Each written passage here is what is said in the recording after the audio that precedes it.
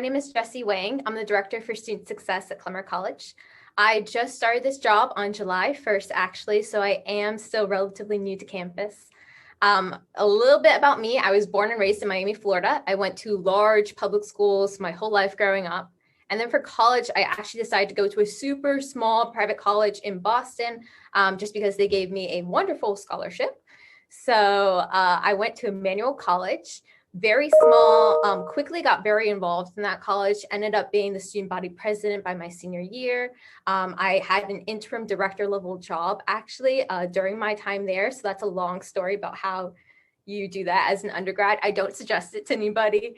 It was definitely a great experience though. And that's really where I found my passion for working with students.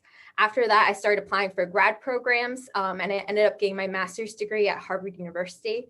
And while I was at Harvard, I really researched really fostering historically underrepresented student success within predominantly white institutions. And so when I say historically underrepresented, talking mostly about students of color and first generation students. So that's going to be a little bit about what my presentation is going to be on today. But that is just a short kind of about me. So let me share my screen with you all and we can get started.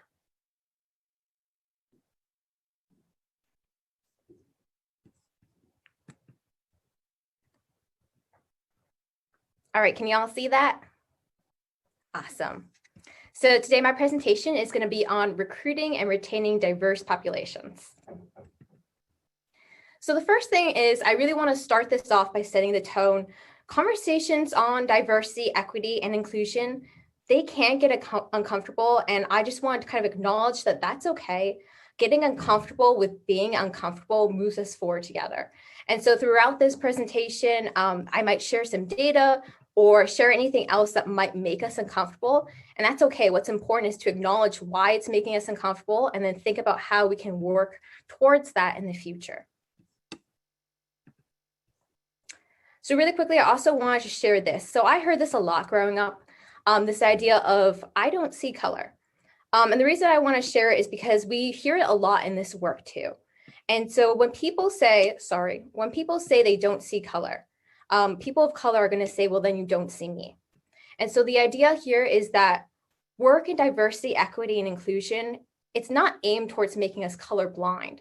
It's making us color aware so that we understand that all these things that people go through, it is in relation to also the color of their skin. And so acknowledging that different people have different lived experiences because of that, as well as different barriers that they have to face, is something that's really important.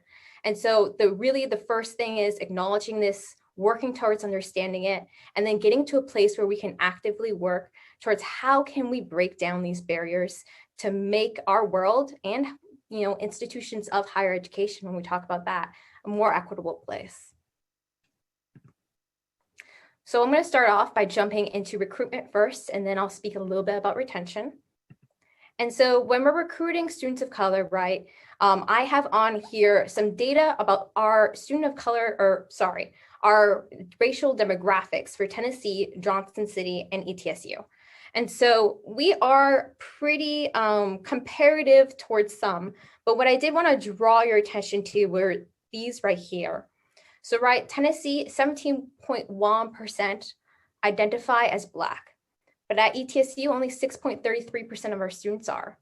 Same thing with our Latinx population, 5.6% in Tennessee identify as Latinx, whereas at ETSU, only 2.81% of our students identify there. And so when we're talking about recruitment, these are two areas, recruiting diverse students, that we can really work towards kind of growing. And so this is where some of our focus should be. And so it's just important to kind of let the data inform you.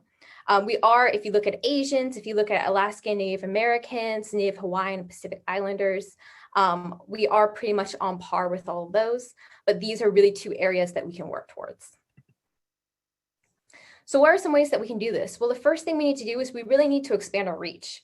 And so when we talk about undergraduate recruitment, we know that local Johnson City high schools have low student of color enrollment. I've looked at them, it's just low. And so if we really want to recruit more diverse students, then we need to work towards fostering partnerships with more diverse public high schools in Tennessee. And in order to do that, we have to look west. And what that means is looking to the Nashville area, looking to the Memphis area, and looking to the Chattanooga area. And so really working to expand our admissions events, our recruitment things, to going towards and putting a big focus on reaching that area. When we talk about graduate recruitment, so recruiting master's students and doctoral students, if we want to diversify that, then one of the ways that we can do that is that we actually have a huge number of historically Black colleges within Tennessee. And so let's look towards American Baptist, towards Fisk, towards Lane, Lemoyne, Tennessee State, and let's see if we can cultivate partnerships with them so that we can better recruit students from those universities. We have these kind of pipelines that are available to us if we cultivate them. And so really working to look past just our region and local area. Adopt a High Schooler programs have been shown to be really effective in research. And so the ideal for us would be to match local Tennessee first-generation high school students who are applying to colleges with a current ETSU student. And so they don't just have to be applying to ETSU. They could be applying to a whole bunch of different colleges, but we're giving them a student who can help them walk through it. This is important for first-generation students because their parents, they didn't go to college. And so they don't have someone that can tell them about the FAFSA or tell them what it's like to be in college or tell them what to expect. Walk them through that college application process. And so if we offer a mentor to help them do that, then this really helps them with kind of figuring out that process, answering questions about college life, and just having a support system, which is so important for them. How is this good for us? Well, it's a great way to increase ETSU's visibility. If they make a connection from our campus, they're going to be more likely to want to come to our campus, especially if this student, this ETSU student, becomes a mentor to them. And then also for our students, it's very fulfilling. It creates this high school college partnership. And so it's just kind of good outcomes on both sides of things. One thing that we're working at Clemmer College is developing a program that's kind of similar to this, but with a few twists. And that's called Full Circle. So this is something we're hoping to work out next academic year. And essentially what we would do is a high school, it's going to be a high school to college to high school guidance program. So that's the full circle. Students come from high school, they come to our college, and then we send them back to their high school. We ask them to return to the high schools that they came from and talk to students there about ETSU. Why is this important? Well, students of color, first generation students, we know from research that they can be really intimidated talking to professionals, talking to adults. And so when you send an admissions ambassador, they might not be open to really asking a lot of the questions that they would be more comfortable asking a student who shares similarities with them, right? This is a student who went to their high school. This is a student who probably had some of the same teachers as them. This is a person that's close to their age range. And so they're just going to be more comfortable talking to this person.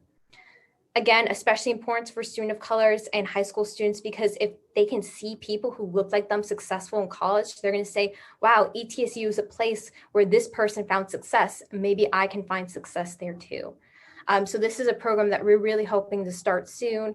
And again, kind of based off of having that mentorship, but a little bit different, where it's a bit more of a loose mentorship, but really kind of creating that pipeline with other colleges, with other high schools, And the idea would also be that, students could do this over like winter break. So if they're home over winter break or over spring break, we could ask them, hey, while you're home, will you do this? And this is a leadership opportunity for our students too. So they are getting something out of it as well.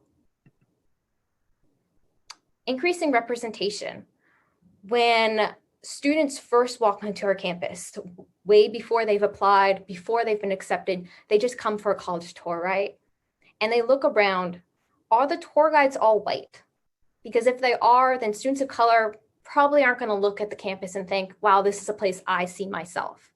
So we need to start thinking about who are the main faces of our campus that are going to be kind of the first people that these students, these prospective students see. And so if we really want to be diversifying our recruitment, then we need to make sure that we have diverse tour guides too, who can represent our campus and who can show, again, this idea that I was successful here and you can be too. Marketing, when we're looking at our ETSU marketing, right? Are all the students within the pictures white? Because if they are, then students of color are going to look at it and they're going to say, I can't see myself here. So we need to be intentional with marketing as well. When we have accepted student days, who are the students who are at the if there's a co-curricular kind of fair where they're talking about clubs and organizations, do we have all of our diverse clubs and organizations there? Do we have our Black Affairs Association, Discovery TSU, Quest for Success, BEST? We have all these programs, but are we making sure to highlight them? Another idea is having diversity panels. And so having panels for students who come on open houses, accepted student days, anytime that they're coming to campus, there could be this panel for students who do identify as students of color, where they can come and talk to current students who do identify as students of color too, and they can kind of share their experiences, ask questions, and have this safe space to really have those dialogues and conversations.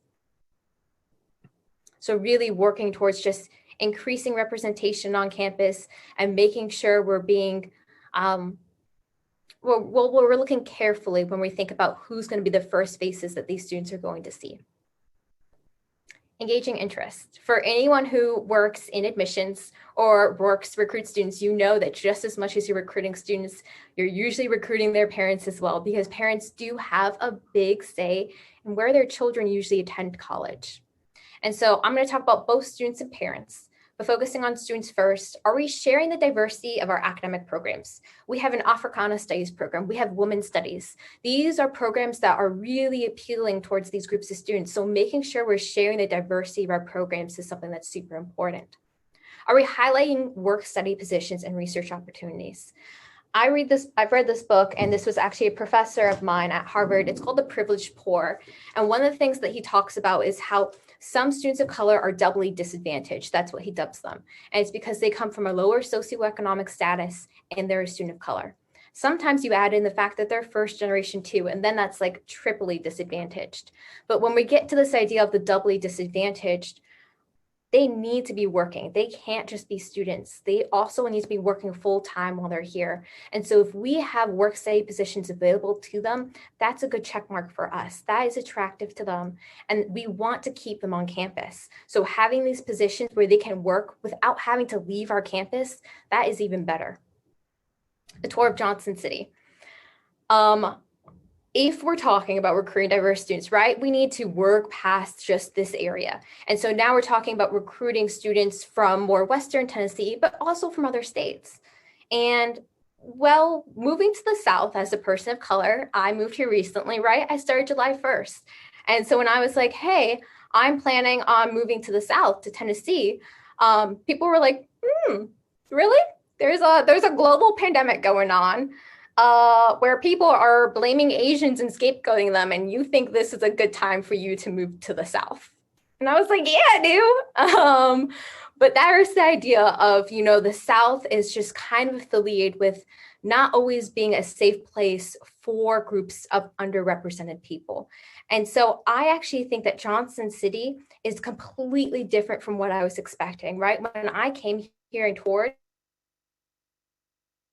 it was than I thought. And so really talking about how our city doesn't really always connect to those barriers is something that's important. I'm sorry, my camera froze for a second, so it might be going out.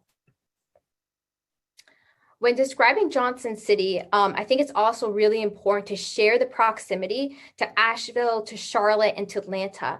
These are major urban areas, and so it's appealing to students that even if they are living in this smaller, predominantly white community, these are areas that are around and available to them so that they can get to them if they need a weekend getaway, if they need to have that time. Now, if we kind of transition to talking about parents, one of the first things that I tell colleges, so every college I've worked at, I've really stressed this, is translate your brochures, right? So really make sure that you are reaching these parents and these students. And so the idea is that sometimes parents, especially if their native language is Spanish, for example, they can't read our brochure. If they can't read the brochure, why would they want their child, to come here? So if we're translating our brochures, that is something that not a lot of colleges and universities are doing. Parents are going to want to send their child to the university that they can actually learn about and read about. So this idea of translating our brochures at least into Spanish, that would really help us with recruiting more Latinx students. And we also know from this population, and research has shown that this population really is close. The families are very important. They're very close knit. And so what we see with our Latinx students is that their parents have a huge say in where they're going to college. And so you really want to keep in mind that just as much as you're recruiting the student, you also have to kind of be recruiting the parent as well. Highlighting work study positions, these parents, again, if we're talking about doubly disadvantaged, they know that their child is going to have to work. If they can work on campus, they feel better about that. There's a safety in that. There's the idea that there are opportunities from them for their child they hear. And so that's just a kind of a big check mark for us. So really making sure we're highlighting that to them too. Again, that tour of Johnson City, just as important for parents. Parents might be worried about their child moving here, about what the greater community is like. And so if we can break down those barriers and address those things, that's really important. Sharing supports. We have a lot of supports in place. We have a counseling center, we have the health center, we have the equity and inclusion office, right? We have the Pride Center, we have the multicultural center. We need to highlight all these supports that we have in place so that these parents know that, we are kind of ready to help support their child when they do have a problem, if they do encounter a barrier. So here are the supports that we have. And then this idea of parent panels. So having a panel of parents, basically asking parents of students if they would mind sitting on a panel to talk to other prospective students' parents is something that has actually been shown to be effective. And what's really great for us is that a lot of our students' parents are also alumni of ETSU. And so we do have different populations that we can kind of draw on. So that's kind of a way to engage the interest of parents. I'm going to kind of jump into retention, but before that, I really want to talk about this idea of recruitment and retention, right? So when we talk about recruitment and retention, we say recruitment and retention. This presentation is called Recruiting and Retaining. But retention doesn't necessarily go second. In fact, in my opinion, it really goes first. And so let's think about this for a second, right? When we're working with diverse populations of students, if we are not retaining them, should we really be recruiting them? Because what happens is that we recruit all of these students of color, but then if we don't have the supports put in place to help them succeed, what's going to happen is they're going to drop out before they get their degree. And what happens then is they're thousands of dollars in debt. They leave without a degree, so they are not going to be bolstered in their career in any way. And they've also missed out on now 1, 2, maybe 3 years that they could have been working full-time earning a wage. So these students are arguably more disadvantaged than when they came here. We're doing students a disservice if we're not getting them to that graduation stage.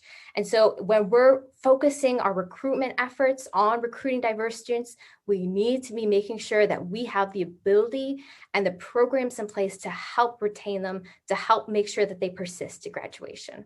And honestly, to me, that's kind of just an ethics thing at the end of the day too.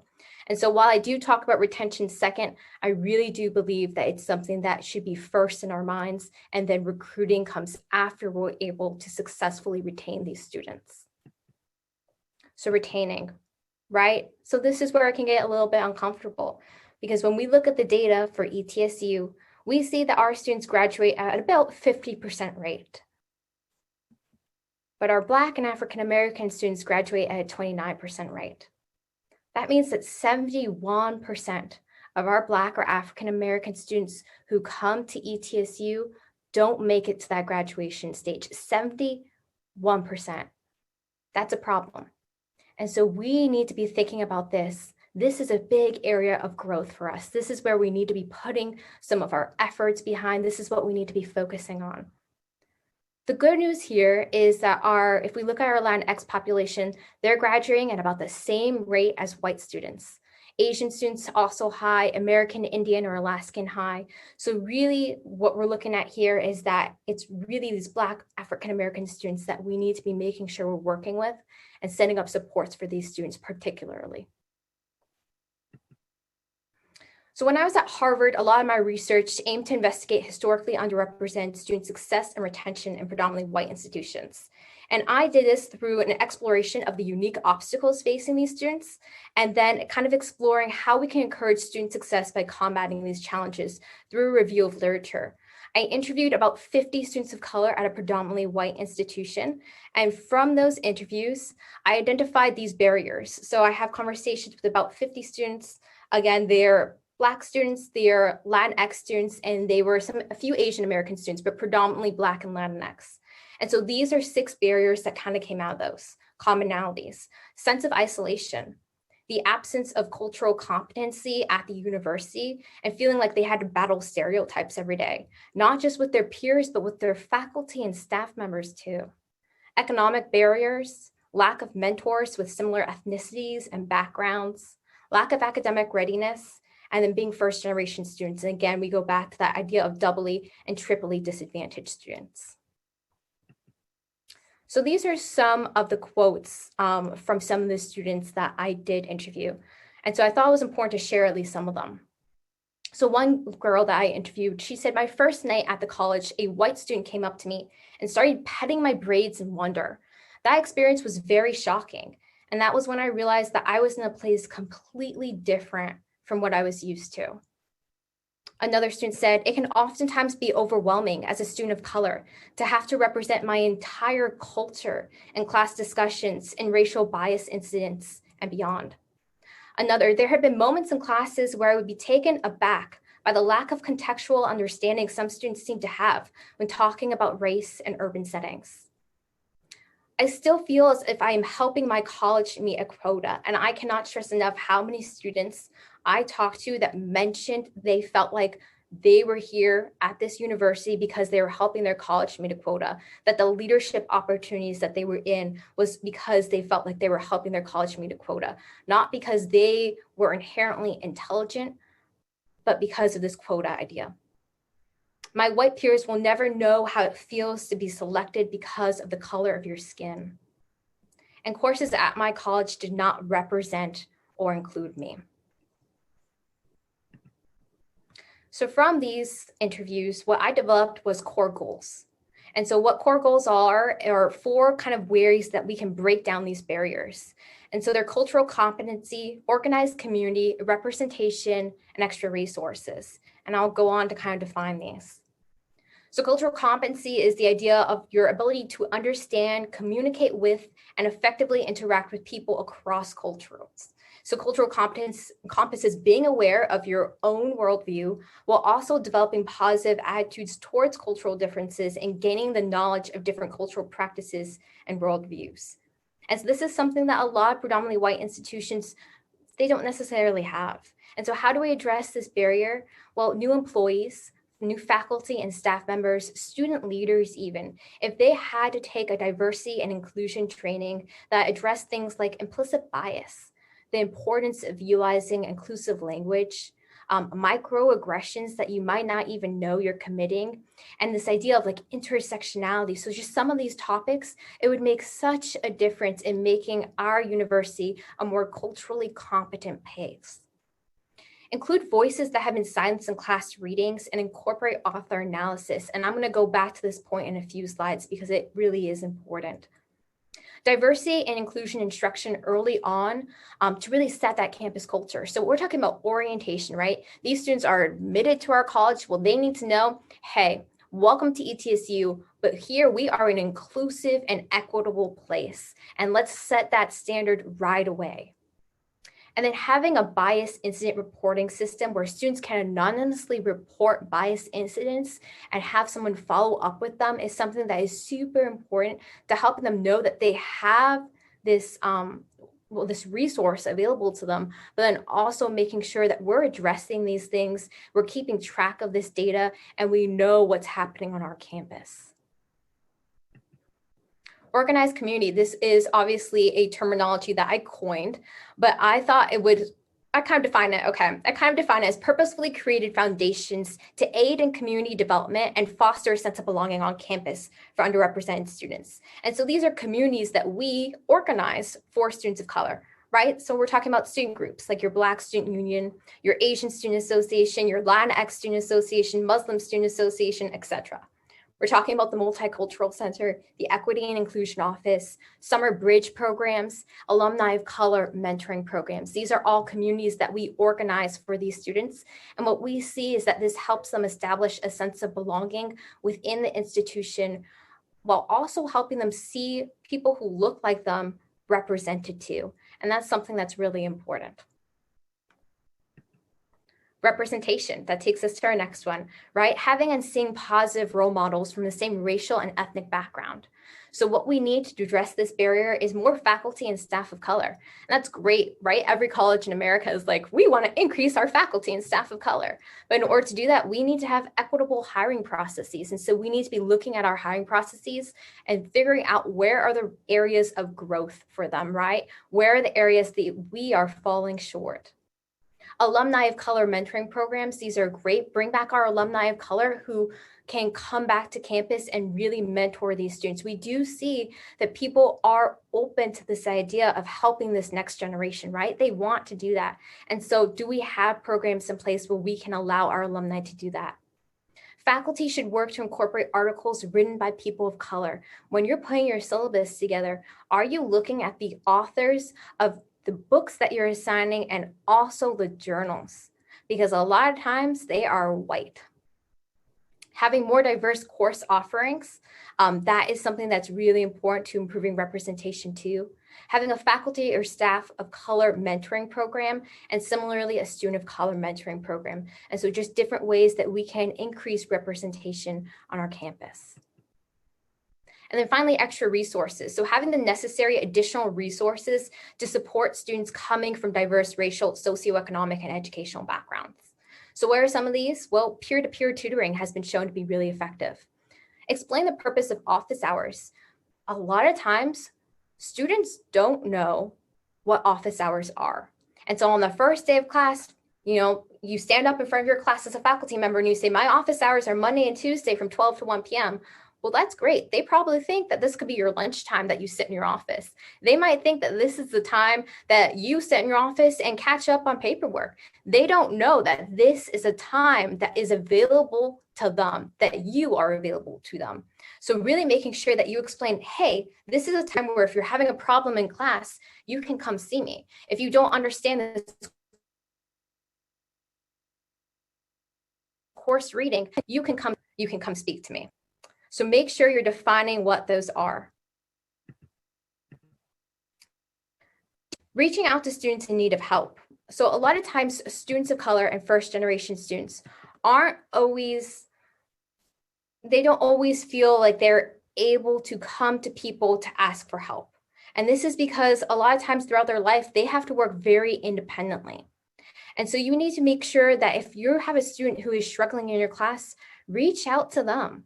Ask them, hey, I've noticed you're struggling in my class. Do you want to come to my office hours?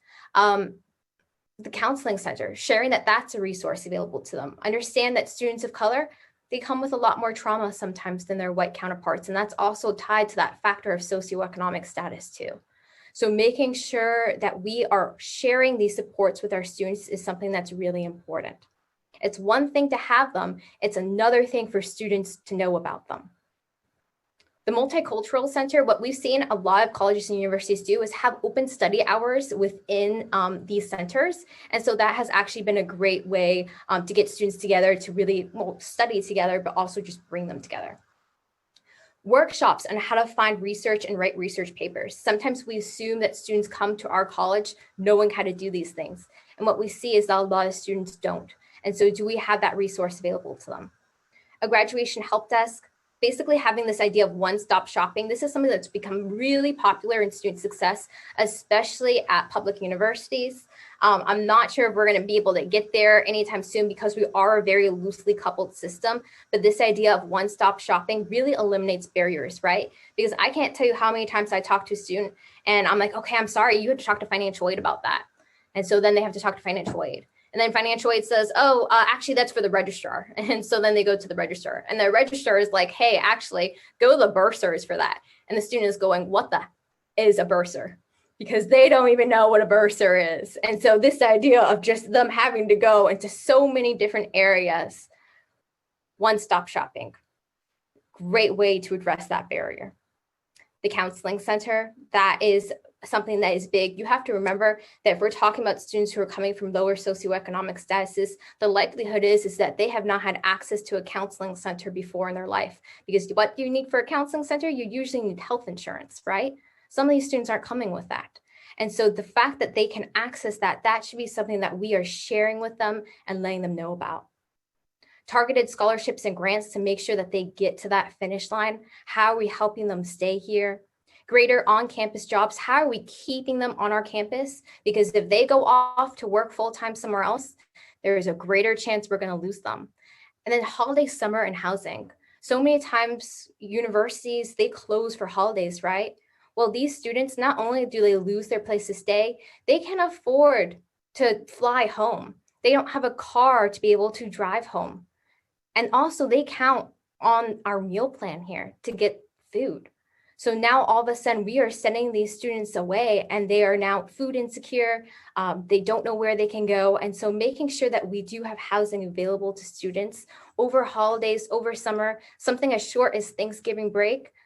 It's not always a great time for students if they don't have a place to go. So making sure that that's available to them. So let's start with the basics. Like I said, have you defined what office hours are? Are you sure all your students know what they are? Making sure you define those right away. Look at the authors, the book on your syllabus, and the journals you're assigning. Are they all white? If there is there more than one author of color? If you have an author of color, that's good for you, but you can do better. And then really, are you acknowledging the author's race and how that could impact their perspective when you are talking about these readings in class, right? One thing at Harvard that they were always really good about is they would say this journal that we're reading today, it was written by a white author. And so how could that impact their perspective on it?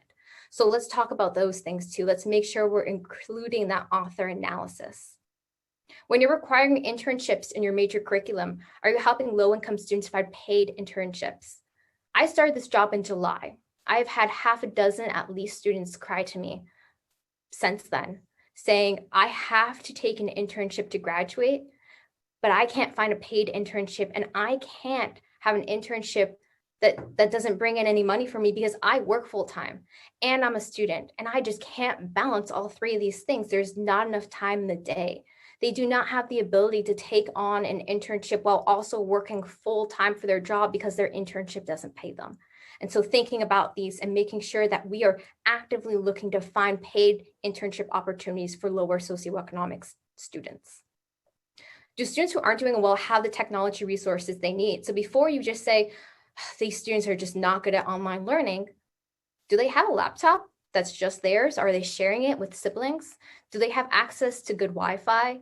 Noise canceling headphones, this is something we often overlook, but if we're talking about multi-generational households, we're talking about students living in communal living, or we're talking about students that have a whole bunch of siblings at home, it can be really hard to concentrate. So do they have access to resources that will help them make online learning a more equitable place for them is something that we need to be thinking about too.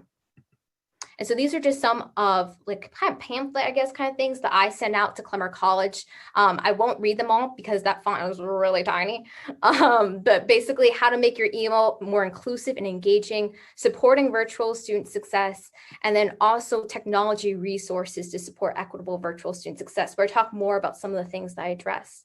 And this presentation will be made available to you so you can go back and look at it. And I'm also happy to send you any of these things in a larger fonted format. So let's talk about online learning for a quick second, right? Online learning, one great thing about online learning is that it has really highlighted the inequities within higher education, especially related to socioeconomic status and having the ability to have these technological resources. And so students from lower socioeconomic statuses, and again, students living in these multi-generational households, communal living, or with younger siblings are really struggling. Remember, if you're living in a lower socioeconomic household, the likelihood is that mom and dad are both working full-time right now. And that means that you're kind of watching your younger siblings if you do have younger siblings. And so really kind of being aware that these students might be playing more roles than they usually have to when they are just a student on campus here makes a big difference. But it's also important to acknowledge that online learning can be a positive place. And so I have this SOLVE committee. I call it Supporting Online Learning and Virtual Engagement. And it's a Clemmer College student committee where we basically problem solve some of the challenges to online learning. And one of the things is we have a deaf student on it. And she brought up in our last meeting that having online learning has actually made learning so much more equitable for her because she is able to pause videos, right?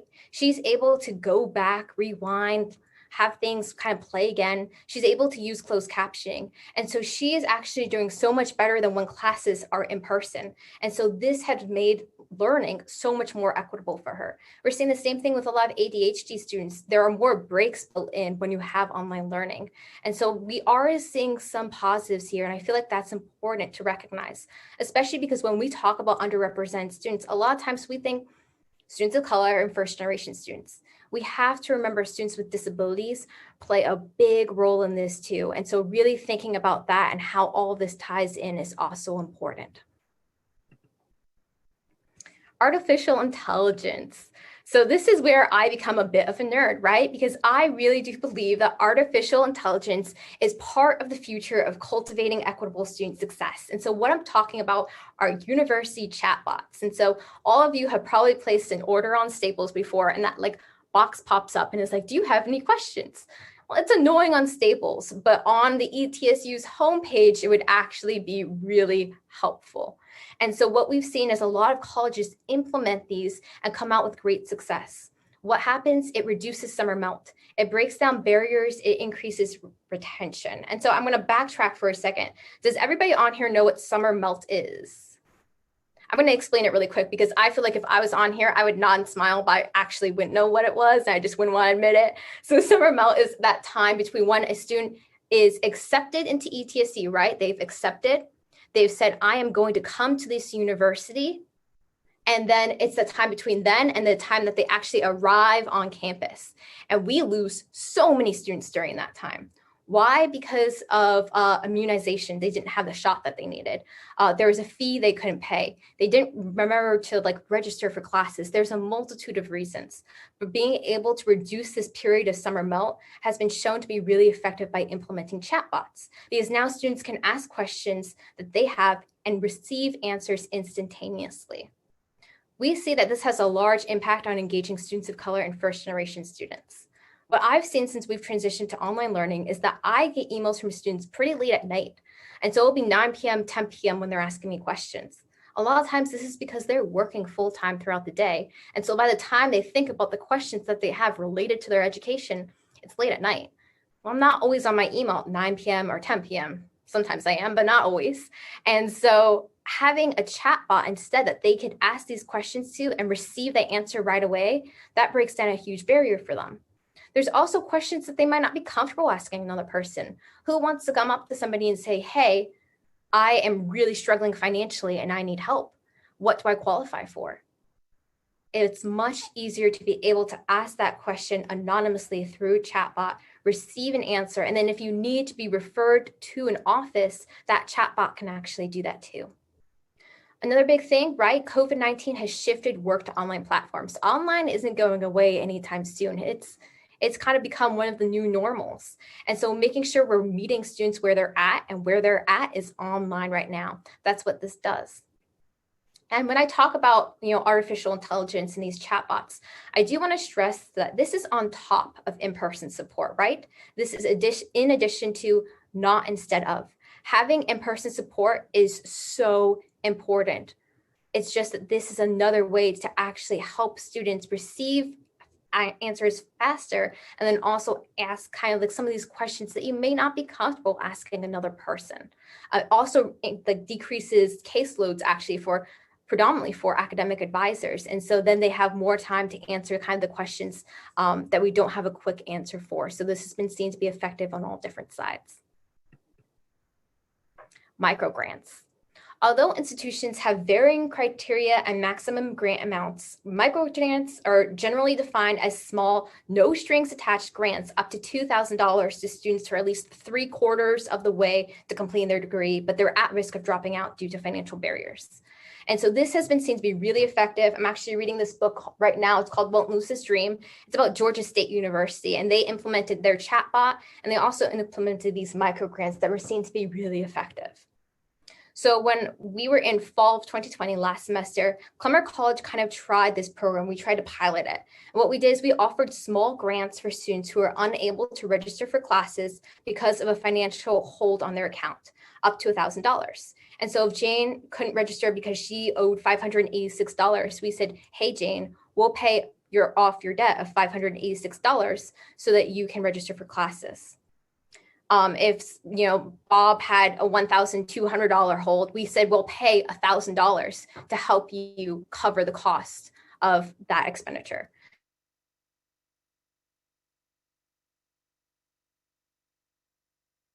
And who we offered the grants to and who accepted them did return to Clemmer College. They did sorry, my internet is going out again. But some of them didn't actually accept the grant. It to be a little bit strange. So we did see some students not accept the grants. And so there is some work that we have to do here with understanding why that was and kind of what happened with that. So again, we're working more towards this. It has been seen to be really effective at other students. We're kind of doing an internal reflection on why it wasn't as effective.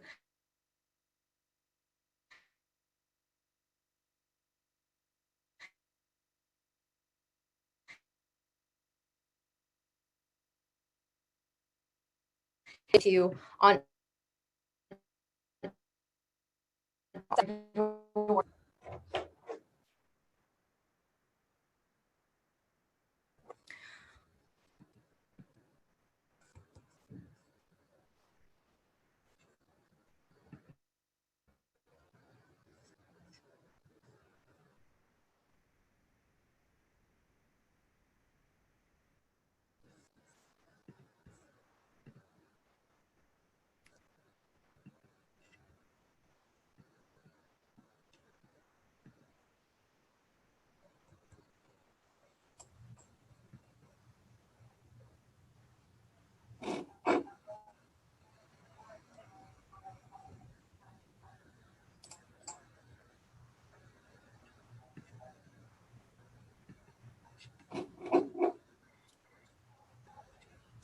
Yeah, I think she's quite a bit, so hopefully she can come back in.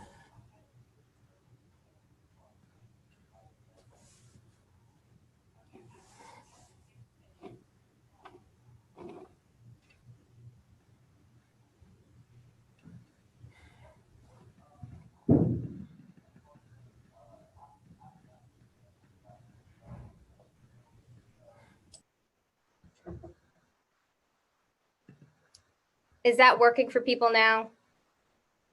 Sorry about that. Don't you love online? Yeah, that's great. All right, we're almost done. I did want to bring up a few other programs that Clemmer College is working on. One of them is called FIRST. And so FIRST is a first generation Clemmer College student mentoring program.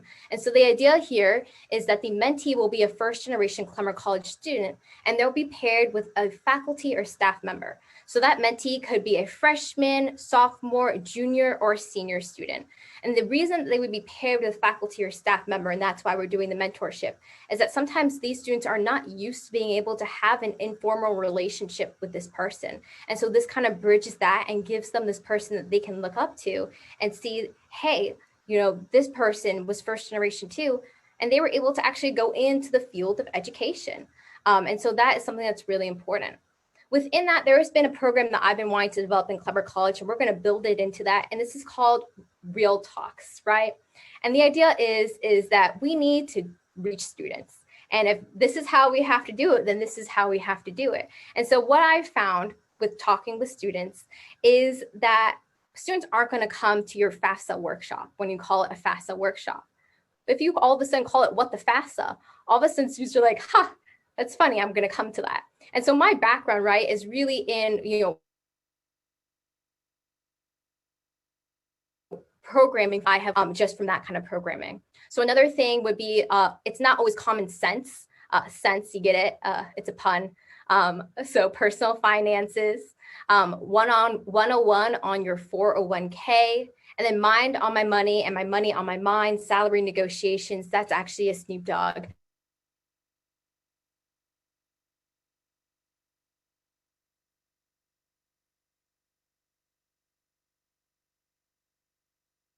I think his resume was started here. How many students I have met that I think are absolutely amazing, and I see their resume and it's just not up to par, right? Not exactly what we were expecting. So thanks. I don't think it's him in my office. Oh. So this idea of really making these topics and conversations seem more appealing to students is something that's really important. Networking, FOMO, UGG, cover letters, please don't say that, job interview tips. Here we go again, applying to grad school. Applying to grad school is something that is so important for first generation students because so have the ability to really know or have someone kind of guide them through this process. And so just like applying to undergrad is difficult, applying to grad school is just as difficult as well. Let's just take a tour of my offices. And so another one would be you are not enough, overcoming imposter syndrome. And then ain't nobody got time for that. A time management workshop you probably don't have time for. And so having these different conversations with students where we can have these workshops that do sound appealing to them gives us the opportunity that they might actually come to them.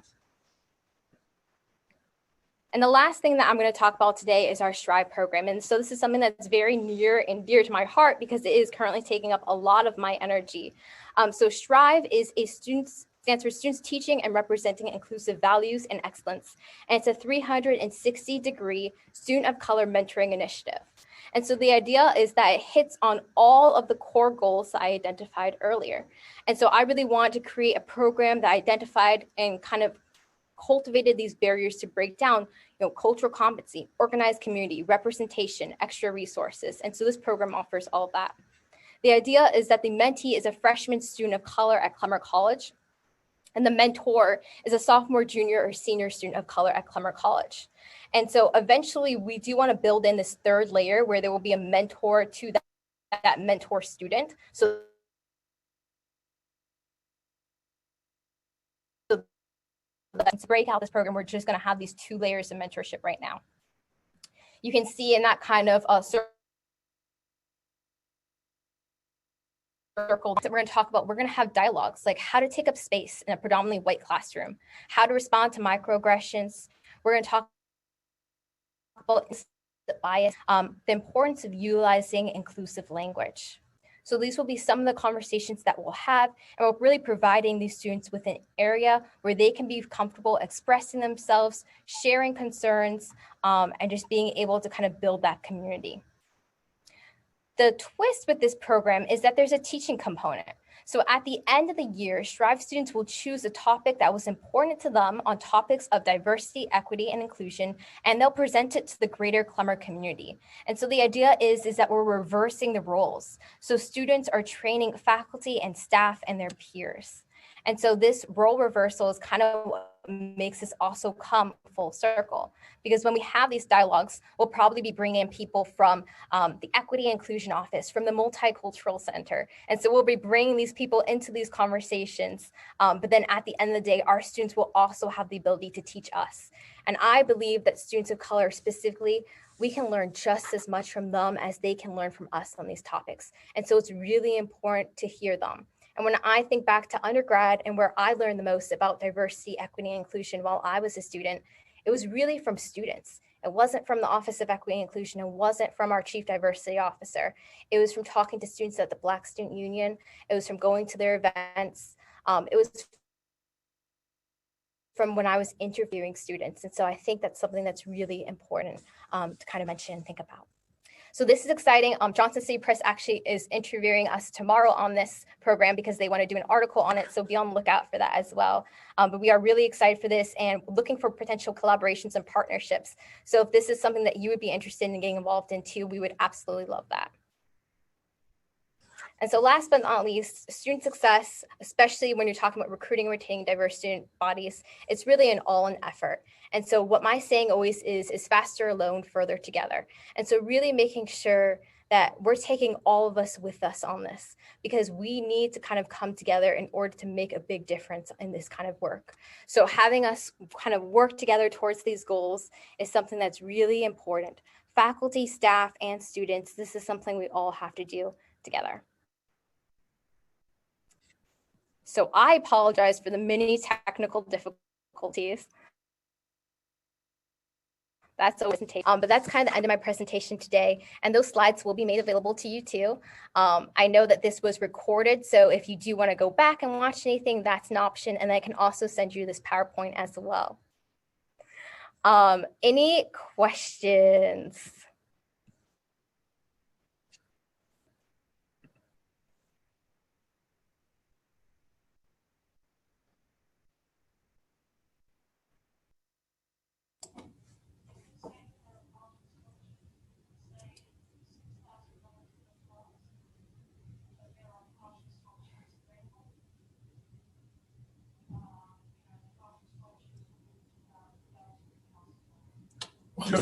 Sorry, I'm reading the chat box right now. Yeah, I was looking at the chat box to see if there are any questions in the chat box there, but I don't see there complimenting you on the great presentation, but I don't see any specific questions there. As we indicated, we're going to make this available to you all so that you have this, after the fact. And what I've been trying to encourage people to do is share a lot of the resources that we have out of the Office of Equity and Inclusion. If there are no other final questions, I also see there's a reference. I think that Kim is putting, I think this is the probably the survey that we do after the Lunch and Learn. I would encourage all of you all to complete the little survey. It kind of lets us know, your opinions and help us to make sure that we continue to do these and try to make them as best we can. Jesse, I thank you so much for a wonderful presentation. Information that you provided is very helpful, not only to the Office of Equity and Inclusion, but to all of those who are part of the presentation today. I hope there are some nuggets that you all are taking away. I know across the campus, we've set up a lot of equity and inclusion committees in the various colleges and even non-academic areas. And so if you learn something that you think you want to be a part of, please reach out, in this case to Jesse, or reach out to our office. There's a lot of activities that are happening. If you're doing something exciting, maybe you don't consider it as exciting, but if you're doing something that you want to share with us during some of our Lunch and Learns as it relates to equity and inclusion, please feel free to reach out to our office, specifically Chastity Cooper, who is kind of managing and have oversight of the Lunch and Learns. That will be great. We can put you, up to do this. So I really appreciate your time and your attention, and thank you again for joining with us today. And continue to monitor our website. Continue to read our newsletters. We're constantly posting information. It's not static. So again, I thank you and appreciate all the work that you all are doing at ETSU to help us reach our goals regarding equity and inclusion. Thank you all and have a wonderful week. Thanks all.